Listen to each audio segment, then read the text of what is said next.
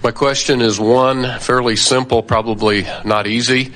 How do you remember all the rules, the principles, the laws, and work them every day? It seems like we get caught up in living life, and you get caught up in the whirlwind of everything, and it's hard to remember all the rules and principles. I find myself repeatedly listening to many of your tapes and messages, only to say, well, yeah, I need to do that, and I need to do this, and it's hard to focus and remember them all.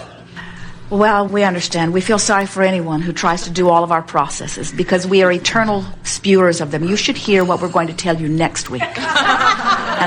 But, fortunately, every process that we spew is for the same purpose. And it's about helping you to use this process in some way to release a little more resistance so that you do a little more allowing. Every single one of them. So when you understand that there aren't that many rules, it's really pretty simple. You are a wonderful being. You are an extension of source energy. When you feel good, alignment is in place. That's the only thing you got to remember. Good feels good, and not so good doesn't feel so good. In other words, that's it. It's not that hard to remember. What makes it complicated is that you all have practiced not liking yourself for so long that it's hard for you to like yourself. In other words, you have complicated it with all of the stuff that you're now having to forget. What we're asking you to remember is you're good, life's supposed to be good, source energy flows to you, and if you weren't doing all of those things you do to keep that from happening, you'd be thriving. We don't think that's so much to remember. So different people hear different things. Esther remembers that when she heard about the focus wheel, it helped her to focus in a more positive way more quickly. Have you heard that one? That's not even on your list, is it? Esther remembers that when we talked about the placemat process, that she felt huge relief from her long list of things to do. It's good for her to get that one out again. Would you remind her in the morning? She's computerized her to-do list again, and it's getting out of hand. The placemat process turns most everything over to the universe except the small little handful of things you intend to do today. And it delegates everything else to the universe so that the universe can start working on it. No, that's not the reason, because the universe is already working on it. But it changes your expectation. It makes you release your struggle over it because you think you've delegated it to someone else. So everything that we offer is just to get you to lighten up a little bit. And different things strike different people in different ways. We've never expected you to remember them all and apply them all. We just encourage you to reach into your bag of tricks and apply anything that feels comfortable to you. Okay. In the new book that Jerry was talking about earlier, we have written 22 processes in the back of the book. And those 22 processes, we have given instructions about how to perform them and expectations about what kind of results to expect from them. But we have also indicated which processes we would encourage you to use given which emotion you're feeling about something. In other words, if you're really frustrated about something, then there are some processes that work better for you than others. If you're utterly overwhelmed with something, then there are some processes that work better than others. So we are hearing you and recognizing that there can be some confusion. But if you want to hear it straight from the horse's mouth, no offense to Esther, we're talking about ourselves. We want to say to you, we're all making way too much of all of this. Way, way, way too much of all of this. Life does not need to be complicated.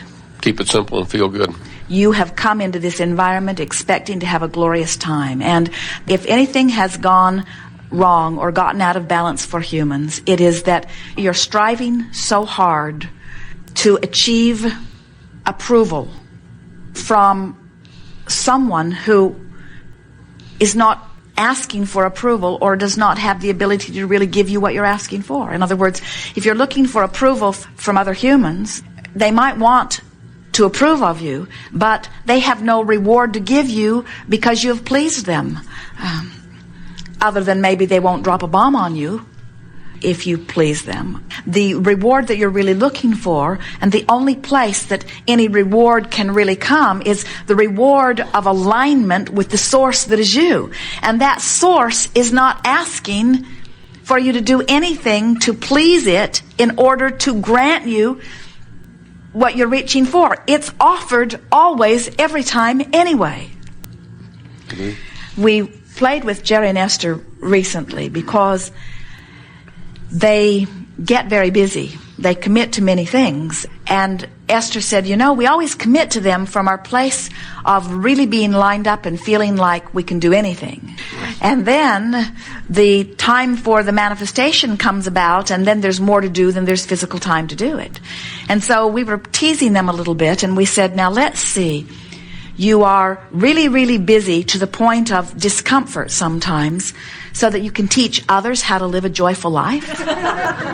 Something a little screwy in that. And so what they're always trying to do is, no matter what's happening, remind themselves that they have the potential for living an utterly joyful life, you see. When you realize that moment by moment, the potential for joy is there, and life is delivering to you endless ways in order to manifest it, then you just can't get it wrong, and you don't need to worry about getting it right because you can't get it wrong.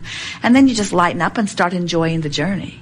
When you embark upon a vacation, you plan for it and you prepare yourself for it and you get ready for it. You save your money and you make your plans. And do you announce to your friends, or do they ask of you, what is it that you hope to achieve on this journey? In other words, what life goals will this vacation fulfill?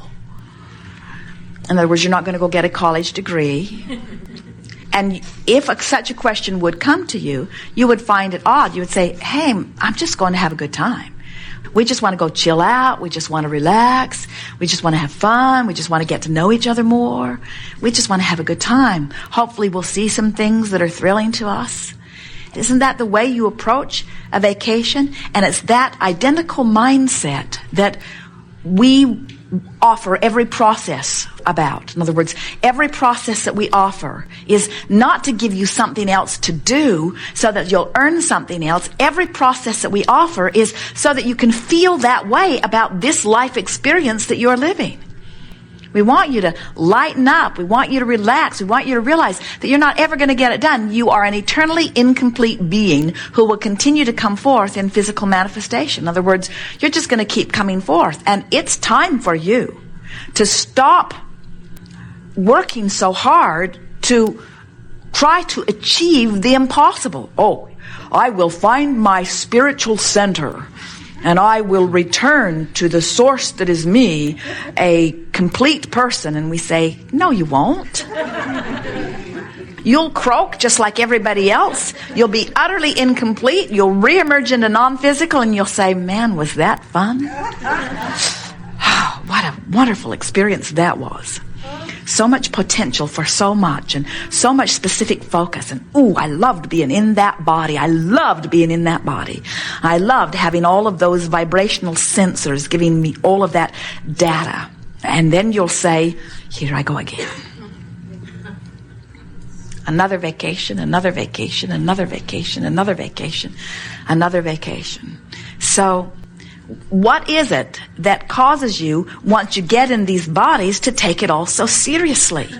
You line yourself up and you compare yourself to everybody, and you put a grading system on everything. You have this curriculum grading, A, B. In other words, it's joyful in the A's and those E's and F's. Oh, dastardly, dastardly. You put a grading system on bodies. Oh, that size of body, we give it an A. That size of body, dastardly, dastardly. In your diversity, which is a good thing, which gives you individual clarity about what you want to prefer and launch, you've gotten so carried away as you, not just you, as you now try to compare everything to everything and evaluate it in terms of rightness or wrongness. And so what happens is the condemnation nature, or the pushing against nature, has become such a big part of human vibration that it has weighed you down and spoils your vacation. And so we would like you, as you spread the good word to those who are around, as you teach the clarity of your example, as you are joyful, and others say, what's your secret? You say, I just don't sweat the small stuff. And it turns out it all is. I just don't worry about anything. I don't try to control the world because it's uncontrollable. It's not my job. I don't try to control my wife because she's uncontrollable and it's not my job. I don't try to control my kids because they're uncontrollable and it's not my job. I have released everyone to their own creation, and I'm working on the only thing that matters, which is my vibrational alignment between me and me. And that I can manage, that I can manage joyously, that I can manage easily, and now I'm having a great vacation. And that's what your guidance is trying to teach you. Your guidance system is trying to say to you in every moment. That's what the emotional feedback that you're getting is choose a thought that feels better. Try it. Choose a thought that feels better. Try it. Don't try to jump all the way over here. You can't quantum leap. Just reach for the best feeling thought that you have vibrational access to right now. Joseph Campbell said, follow your bliss, and we think that was wonderful advice. Only problem with it is, if you're in despair, you don't have a whiff of bliss anywhere around you. And if your only guidance has been to follow your bliss and you're in despair, then you are going to condemn yourself as a failure. And so we would say, well, follow your bliss, but revenge is on the trail. In other words, head for bliss, but enjoy revenge while you're there. Then head for bliss, but enjoy anger while you're there. If you reach for bliss when you're so far from it, you're just going to condemn yourself as a failure, you see. So you just reach for the best feeling thought that you can. And that's what all of the processes say. Just use this tool to try to make yourself feel a little better. And if it doesn't work, then reach for another tool that tries to make yourself feel a little better. And if that doesn't work, every tool or every process isn't right for everybody and where they are. Esther is mostly a very joyful being. And their friend Francine that wrote this wonderful music has sent them another CD with more wonderful music.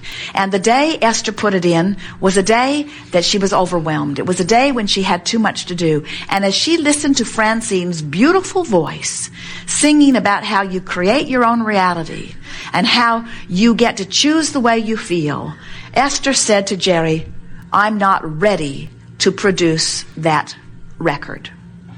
She said, we're too busy. We don't have time. She threw it in a drawer.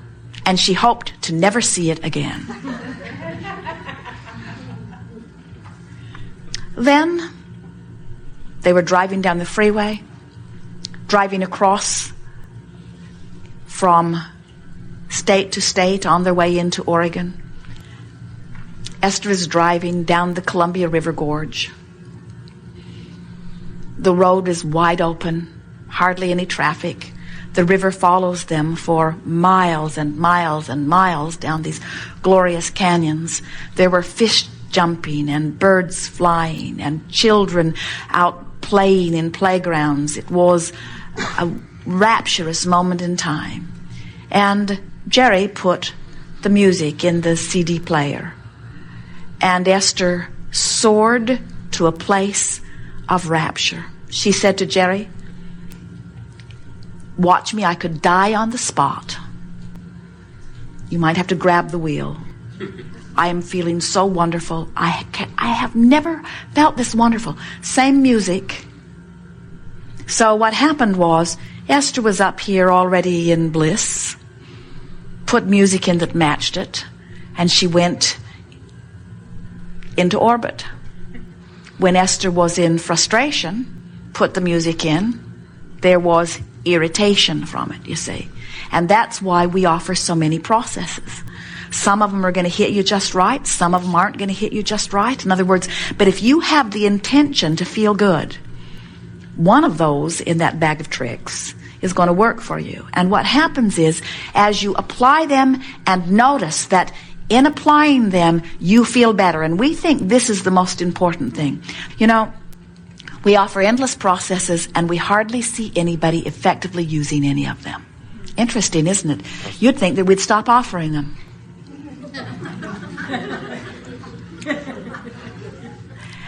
But the reason that we continue to offer them is because we know that as you make an intention that you are wanting to shift your vibration, and one of those processes is something that you get hold of and something that you show yourself that you can move up the emotional vibrational scale with. Now you've got a tool that will always work for you.